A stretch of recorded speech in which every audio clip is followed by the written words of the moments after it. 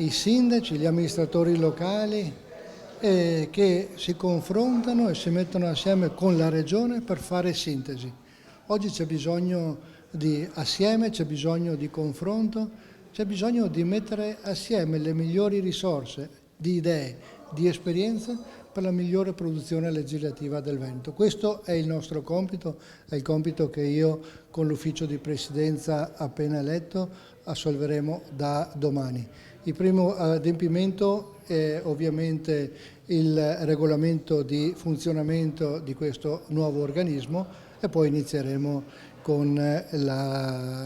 l'esame delle varie iniziative di legge. È soprattutto un sistema codificato, istituzionalizzato di rapporto con le autonomie locali, quindi le leggi che avranno ricaduta sui comuni o sulle comunità montane, sulle province, avranno da parte della CAL una verifica appunto anche in iter legislativo per eventualmente apportare, implementare, per suggerire magari iniziative o dei passaggi legislativi che siano utili ai comuni. È anche un modo, un metodo per avere sempre una catena di collegamento istituzionale con tutte le nostre autonomie locali. Già esistono audizioni, possibilità di far conoscere appunto quello che viene fatto come assemblea legislativa, ma questo è un ulteriore tassello per far sì che appunto il rapporto fra la Regione e i nostri enti locali sia sempre più vicino, più stretto e più proficuo soprattutto verso i nostri cittadini. Fabio Bui è anche un amico, lui lavorava a suo tempo in Consiglio regionale, quindi è anche una persona che conosce i meccanismi del Consiglio regionale, scelta quanto mai adeguata e opportuna per far partire immediatamente la CAL con chi sa già dove mettere le chiavi per avviare il motore. Sicuramente è una figura che ha esperienza, è sindaco, è presidente di provincia, è una persona che conosce anche la struttura del Consiglio regionale e quindi avrà il supporto da parte del Consiglio per svolgere al meglio il suo lavoro e auspico e mi auguro con la grande collaborazione di tutta l'Assemblea del Consiglio delle Autonomie Locali. Con soddisfazione oggi diamo il battesimo a questo organismo che è stato tra l'altro la prima proposta di legge che ho depositato all'inizio di questa legislatura nel giugno 2015 e che poi ha visto confluire anche la proposta della Giunta e arrivare all'obiettivo magari con un po' di lentezza, però ci siamo. Inizia un lavoro importante di collegamento con i territori tramite il Consiglio delle Autonomie Locali.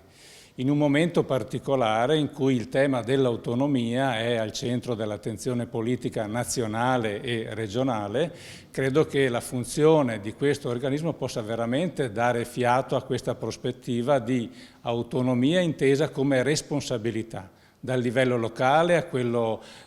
provinciale o metropolitano e regionale fino al livello nazionale. Quindi un concorso di obiettivi che si incrocia appunto in questa fase politica e storica della nostra Italia e dove il Veneto ha la responsabilità appunto di portarlo avanti con attenzione e con collegamento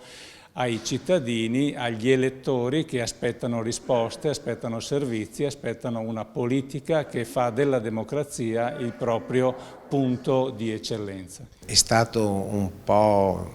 lungo e anche un po' difficoltoso, diciamo, insediare questo organo che, ricordo, diciamo, ha una previsione costituzionale ma anche una previsione nel nuovo statuto della Regione Veneto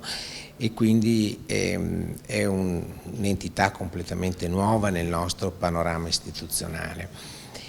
È stato, come dicevo, difficile perché forse la legge che, diciamo, era stata approvata in Consiglio regionale